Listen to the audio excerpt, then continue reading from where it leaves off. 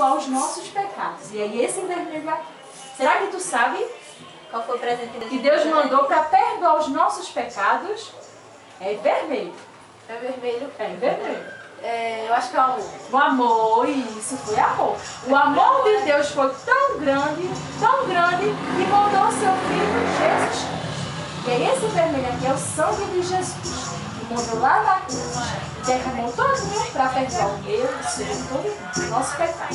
E aí, sabe o que é que Jesus quer hoje? Que o nosso coração seja limpo do pecado. Que a gente convide Ele para morar no nosso coração. E quando a gente convida Jesus para morar na nossa vida, aí sim Ele vai começar a tirar aquela bagunça, aquelas coisas que Ele não gosta. É feito a casa, né? Às vezes a nossa casa está bagunça, a gente está colocando as coisas no lugar. Assim é o nosso coração, não é?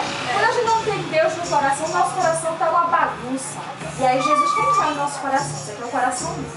E aí esse verde aqui é a esperança. Esperança de quem? Sabe não? De que, Lucas? Sabe de quê? De que um dia a gente vai morar no céu com Jesus. Olha que coisa boa. Quando a gente aceita Jesus no coração, a gente tem a esperança de que vai morar com Ele para sempre. Tem coisa melhor? Não, minha gente. Tem presente melhor não. E aí que vocês não esqueçam. Se hoje de tarde você se esquecer, aí pergunta, chega para de como é que é aquilo ali de novo? É para decorar e passar para os coleguinhas, sabe? Aí assim é bom demais. Tá bom assim? Tá. Então eu espero vocês, certo?